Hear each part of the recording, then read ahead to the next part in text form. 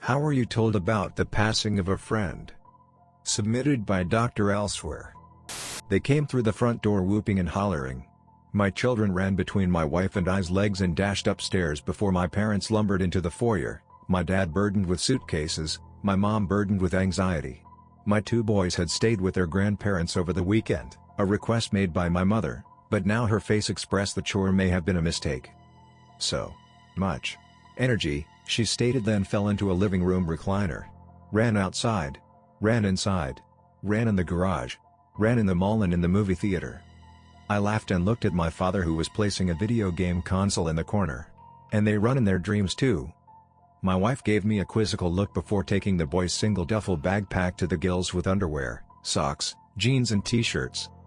My mother let out a sigh. Good Lord. I wish I had a tenth of that energy. You were never that rambunctious at that age. Because I had so many friends to play with. By the time we were done playing, I was exhausted. My mother nodded and looked at my wife. Remember all of them? Terry, Scott, Arnold, Amber. What was, oh yeah, Rebecca. And there was her younger sister Heather. Then there were the two twins, Brad and Easton. My father had joined my mother near the recliner and was fidgeting with his phone. Thuds came from upstairs, my boys playing tag or Nerf basketball, biding time until lunch was served. My wife rounded the coffee table and poked my shoulder.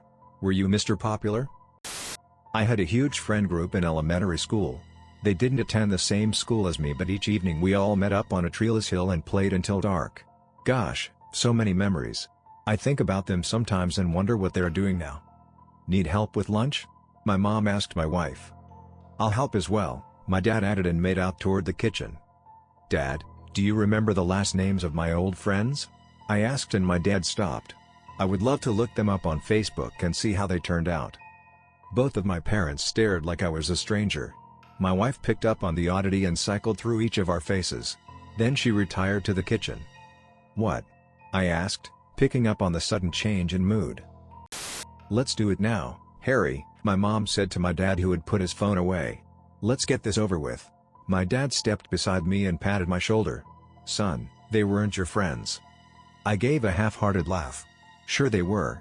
They weren't mean to me. No bullies were in the group, if that's what you mean. I could see my wife peeking from the kitchen. My mom rose from the recliner. Your father and I want to tell you something about your friends. What? When you were little, you came in one day explaining how you met a group of kids in the neighborhood.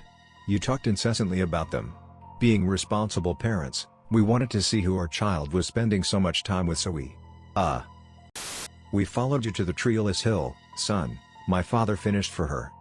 There was another loud thud from my boys upstairs. Laughing echoed down the staircase, followed by some laser gun noises made by their mouths. I shrugged. Okay? My mom wiped away a tear. We kept our distance so you wouldn't see. My wife had come back into the room, nervously grabbing an elbow. My mother bent low and looked me in the eyes. There wasn't a treeless hill, as you always called it, but it was something else. When your father and I followed you, we found you alone, playing by yourself in a cemetery. Now my wife was crying and she lowered into the recliner.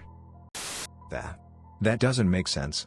I remember spending so much time with them on that hill. I don't know what you're talking about. I saw them. My parents glanced at my wife when she spoke. Honey, it'll be okay. I wanted them to come and tell you. We love you. We can get you to a specialist. Maybe medication can help.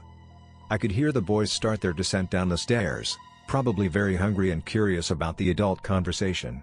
Medication? No. All that happened 30 years ago. And what would our boys think of their dad going to a loony doctor? My wife traded glances with my parents again, then got up and sat next to me. My boys charged downstairs and ran into the room.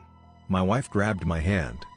We only have one son, she said as one young boy walked into the living room, very hungry and curious about the adult conversation.